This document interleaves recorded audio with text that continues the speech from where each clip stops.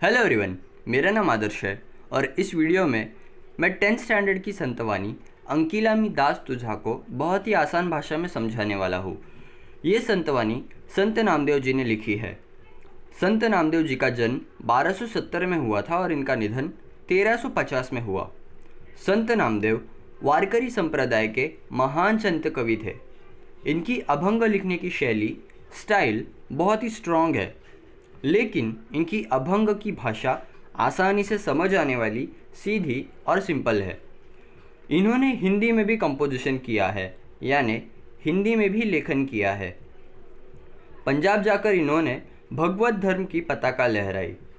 सिखों के गुरु ग्रंथ साहिब, इस ग्रंथ में इनके 61 कवने यानी लाइन्स, पोएम्स शामिल है और भक्त नामदेव जी की मुखबानी इस नाम से प्रसिद्ध भी है।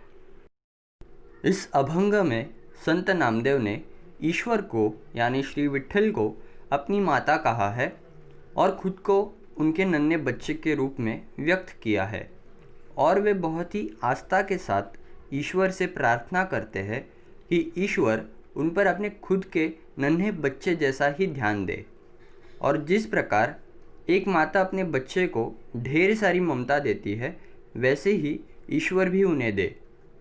अब हम अभंग की ओर चलते हैं।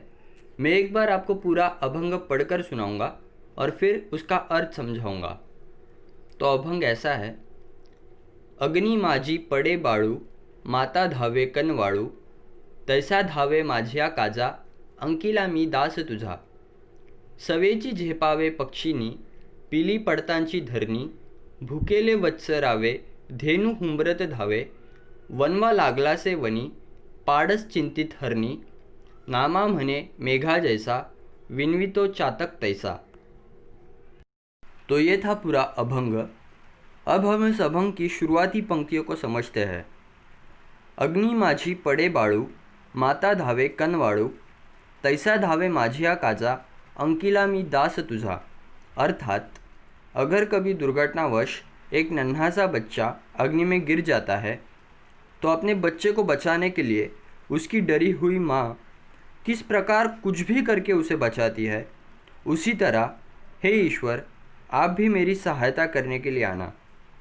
मैं आपका बहुत बड़ा भक्त हूँ और खुद को आपके चरणों में समर्पित करता हूँ। तीसरी पंक्ति है। सवेंची झेपावे पक्षिनी, पीली पड़तांची धरणी। जैसे कि अगर कभी एक नन्हा सा पंछी पेड़ पर से ज़मीन की ओर गिरता है तो जिस प्रकार उसकी माँ क्षण भर का विलंब न करते हुए छलांग लगाकर अपने नन्हे से बच्चे को बचा लेती है, उसी प्रकार अगर ज़िंदगी में कभी मैं गिरूँ तो आप भी अपने बच्चे को अर्थात मुझे अवश्य बचाना। इस अभंग की चौथी पंक्ति है। भूकेले वत्सरावे, धेनु हुम्रत धावे। मतलब जिस प्रकार अगर गाय का बछड़ा भूखा हो तो उसकी माता तुरंत ही उसका पेट भरने के लिए उसे दूध देने पहुंच जाती है, वैसे ही अगर कभी मैं भूखा रहूं तो अपने बच्चे के लिए अर्थात मेरे लिए आप आना। इस अभंग की पांचवी पंक्ति है। वनवा लागला से वनी, पाड़स चिंतित हरणी। अर्थात अगर कभी जंगल में भयानक आग लग जाती है तो माता हिरन अपने बच्चे की हिफाजत को लेकर बहुत ही चिंतित हो जाती है, अपने बच्चे के लिए मन ही मन रोती है। उसी प्रकार अगर मैं भी कभी किसी संकट में पड़ जाऊँ तो मेरी हिफाजत आप अवश्य करना।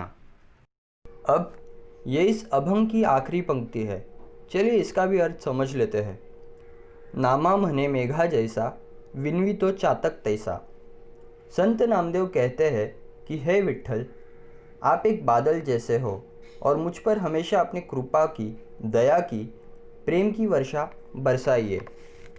वे कहते हैं, मैं चातक पंछी जैसा हूँ। जिस प्रकार चातक वर्षा बिना नहीं जी सकता, मैं भी आपकी कृपा के बिना, आपके प्रेम के बिना नहीं जी सकता। इसी प्रकार ये अभंग यहाँ ख़त्म होता है। आशा करता हूँ कि आपको समझ आया होगा। अगर आपको ये वीडियो पसंद आया तो इस वीडियो को लाइक करो, कमेंट करो, अपने दोस्तों के साथ इसे शेयर करो, and don't forget to subscribe my channel and hit the bell icon. Thank you.